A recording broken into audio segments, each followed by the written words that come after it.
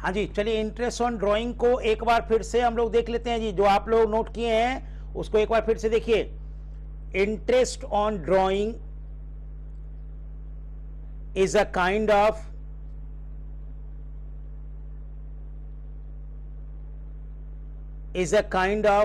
penalty charges charged by a partnership firm to their respective partner against the money withdrawn by them from the business, against their money withdrawn by them from the business for their personal use. Second point लिखिएगा, ये था first point. Second point लिखिएगा, it should only be charged when it is clearly mentioned in the agreement. When it is clearly mentioned in the agreement. Third point लिखिएगा,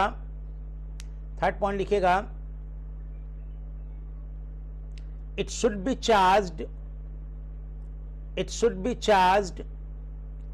as per rate mentioned in the agreement.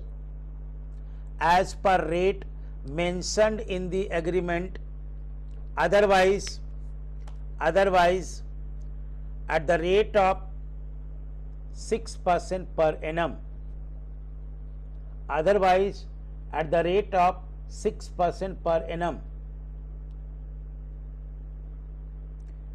Fourth point लिखेगा,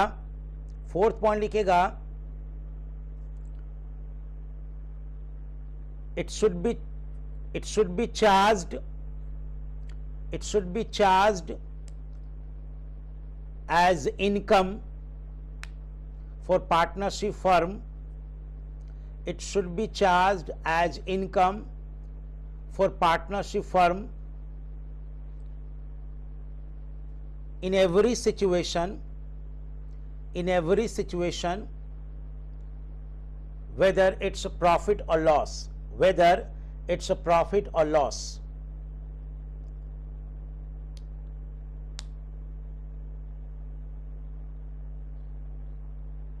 Whether it's a profit or loss. पांचवा point लिखेगा, interest on drawing is based on their types. Interest on drawing is based on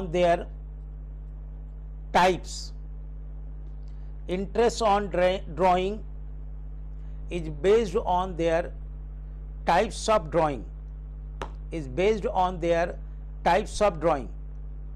चलिए 5 point अभी तक हम लोग लिखे हैं, एक एक करके आइए फिर आगे बढ़ेंगे। सबसे पहला नंबर, इंटरेस्ट ऑन ड्रॉइंग एक तरह का पेनाल्टी चार्जेज है जो पार्टनरशिप फर्म के द्वारा अपने पार्टनर से चार्ज किया जाता है। क्यों चार्ज किया जाता है जी? क्योंकि वो बिजनेस से पर्सनल यूज के लिए पैसा निकाल लेते हैं, और जब पैसा निकालेंगे तो कहीं ना कहीं वो सफ़र करेगा बिजनेस। पैसा ना रहने के कारण उनका अपॉर्चुनिटी लॉस होगा। उस अपॉर्चुनिटी लॉस को कवर अप करने के लिए अपने पार्टनर से ही ये वाला चार्जेज जो है वसूला जाता है। एक और रीज़न होता है कि भाई अगर हम चार्ज नहीं करेंगे, पेनाल्टी चार्ज नहीं लेंगे, तो कोई भी पार्टनर जब मन करेगा तब बिजनेस से पैसा निकाल लेगा। तो उनके निकालने पे अंकुश लगाने के लिए भी एक तरह का ये इंटरेस्ट चार्ज किया जाता है, ताकि वो कम निकाले या फिर ना निकाले। अब आइए, इंटरेस्ट चार्ज करने का कंडीशन है जी। इंटरेस्ट तभी चार्ज करेंगे जब एग्रीमेंट में सारे पार्टनर अग्री कर चुके हैं कि interest on drawing should be charge और नॉट, है ना। यानी एग्रीमेंट बनेगा तब हम चार्ज करेंगे, एग्रीमेंट नहीं बनेगा तो नहीं चार्ज करेंगे। यही केस हम लोग इंटरेस्ट ऑन कैपिटल के केस में भी किए थे जी। है ना। यही केस हम लोग इंटरेस्ट ऑन कैपिटल के केस में भी किए थे, यहाँ पे भी सेम रहेगा।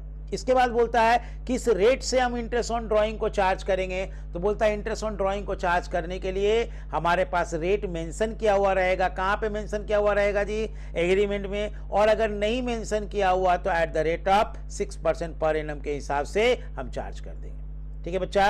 अब आती है कि चार्ज करने के लिए क्या प्रॉफिट का इंतजार करेंगे या लॉस में भी हम लोग चार्ज कर सकते हैं। तो बोलता है कि भैया ये पार्टनरशिप फर्म के लिए इनकम है ना। इंटरेस्ट ऑन कैपिटल क्या था, एक एक्सपेंस था, और ये उल्टा इनकम है। तो बोलता है इनकम चाहे प्रॉफिट हो चाहे लॉस का केस हो, हर केस में हम इनकम रिसीव कर सकते हैं। इसमें कोई कंडीशन नहीं है कि लॉस होगा तो नहीं चार्ज करेंगे, प्रॉफिट होगा तभी चार्ज करेंगे। ये बोथ द सिचुएशन में चार्ज होगा, चाहे बिजनेस में प्रॉफिट हो या फिर लॉस हो।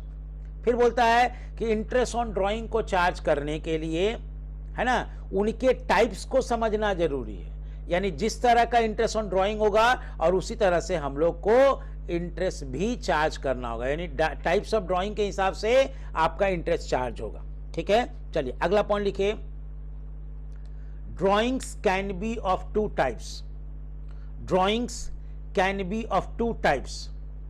Drawings can be of two types. Number 1 में लिखेंगे, नंबर 1 में लिखेंगे non patternal drawing. Non patternal drawing, non patternal drawing, और इसके ब्रैकेट में लिखेंगे unsystematic drawing. Unsystematic drawing, bracket बंद करके डैश देके लिखिए। एक्सप्लेन करते हैं इसको। Drawing as and when required. Drawing as and when required. In this case, no fixed time period, no fixed time period,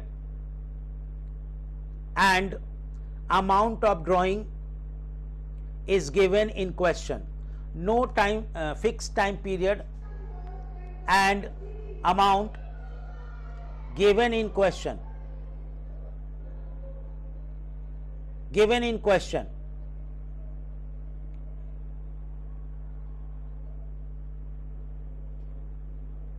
दूसरा लिखेगा पैटर्नल ड्राइंग। पैटर्नल ड्राइंग, और इसके ब्रैकेट में लिखेंगे systematic drawing. Systematic drawing, paternal drawing, और bracket में लिखेंगे systematic drawing. चलिए सिस्टमैटिक ड्राइंग को ब्रैकेट बंद कर लीजिए, उसके बाद उसको एक्सप्लेन करते हैं। डैश देके लिखिए।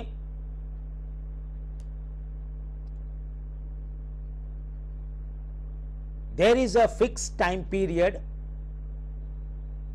as well as there is a fixed time period as well as amount as well as equal amount कर दीजिए, as well as equal amount of drawing as well as equal amount of drawing is given in question. Is given in question. Is given in question. देखिए जी, दोनों को समझते हैं, non paternal और paternal. Paternal को बोलता है सिस्टमैटिक और नॉन पैटर्नल को बोलता है अनसिस्टमैटिक। अनसिस्टमैटिक का मतलब हुआ पैसा कब निकलेगा, कितना निकलेगा, ये हमको पता नहीं है। जब जितने की जरूरत रहेगा तो निकल जाएगा। कभी जरूरत 50,000 का है तो 50,000 निकाल लेंगे बिजनेस से, कभी जरूरत 5,000 का है तो 5,000 निकाल लेंगे, और कभी जरूरत नहीं है तो नहीं निकालेंगे हम लोग। यानी जब जरूरत पड़ेगा तब निकालेंगे, और अमाउंट भी इसका फिक्स नहीं होता। जैसे 16 तारीख को जनवरी को हमको 50,000 रुपए की जरूरत पड़ा, हम निकाल लिए बिजनेस से। फिर फरवरी में जरूरत नहीं पड़ा, मार्च में जरूरत नहीं पड़ा, मई में जरूरत नहीं पड़ा, जून में जरूरत पड़ा 1 तारीख को, तो हम उस समय 20,000 निकाल लिए। अगस्त में जरूरत पड़ा तो हम 5,000 निकाल लिए। नवंबर में जरूरत पड़ा तो हम 80,000 निकाल लिए जी। यानी अमाउंट भी हमारा अलग अलग हो रहा है और डेट भी फिक्स नहीं है। कभी किसी महीने निकाले, कभी किसी महीने नहीं निकाले, कभी 5 तारीख को निकाले, कभी 17 तारीख को निकाले। यानी इसमें कोई सिस्टम नहीं है इसीलिए इसको बोलेंगे अनसिस्टमैटिक। जब जब हमको पैसे की जरूरत पड़ेगी तब तक पैसा निकाल लेंगे। दिस इज कॉल्ड अनसिस्टमैटिक, यानी कि नॉन पैटर्नल ड्राइंग। ठीक इसका उल्टा अगर हम पैटर्नल ड्राइंग को देखें तो पैसा निकालने का अमाउंट और डेट दोनों फिक्स रहेगा, यानी उसमें एक पैटर्न बनेगा, सिस्टमैटिक होगा। जैसे हम महीने महीने पैसा निकालेंगे, 10,000 रुपया मंथली निकालेंगे। जनवरी में 10,000 निकाले, फरवरी में 10,000 निकाले, मार्च में 10,000 निकाले, अप्रैल में 10,000 निकाले, मई में 10,000 निकाले। हर महीने हम लोग 10,000 रुपया निकालते जा रहे हैं। या ऐसा भी हो सकता है पैटर्न ड्राइंग कि हर क्वार्टर में पैसा हम निकाल रहे हैं। हर 3 क्वार्टर का मतलब हुआ साल में 4 बार, यानी 3-3 महीने के गैप में, है ना। तो पहला क्वार्टर आया जनवरी से मार्च, दूसरा क्वार्टर आया अप्रैल से जून, तीसरा आया जुलाई से सितंबर, चौथा आया अक्टूबर से दिसंबर। तो हम एक पैसा निकाल लिए जनवरी से मार्च में, दूसरा निकाल लिए मई से अप्रैल से जून में, तीसरा निकाल लिए जुलाई से सितंबर में, चौथा पैसा निकाल लिया हम जो है अक्टूबर से दिसंबर में। और अमाउंट फिक्स है 20,000 रुपया पर क्वार्टर या 25,000 रुपया पर क्वार्टर। हर क्वार्टर में हम 25,000 रुपया निकाल रहे हैं जी। इसको भी हम लोग कहेंगे सिस्टमैटिक ड्राइंग, यानी कि पैटर्नल ड्राइंग। या फिर 6-6 महीने में पैसा निकालते हैं जी, है ना। पहला 6 माही यानी जनवरी से लेकर के जून तक का एक बार पैसा निकाल लिए, फिर दूसरा 6 माही जुलाई से लेकर के दिसंबर तक का एक बार पैसा निकाल लिए। इसको हम बोलेंगे हाफ ईयरली ड्राइंग, है ना। तो चाहे हाफ ईयरली हो या क्वार्टरली हो या मंथली हो, अगर अमाउंट फिक्स है और डेट भी फिक्स है तो बोलेंगे कि ये पैटर्नल ड्राइंग है। चलिए इसमें एक और लाइन लिख दीजिए, जोड़िए इसी में एक और लाइन जोड़िए जी। पैटर्नल ड्राइंग में लिखेगा paternal drawing can be of monthly drawing, quarterly drawing, monthly drawing, quarterly drawing and half yearly drawing. Monthly drawing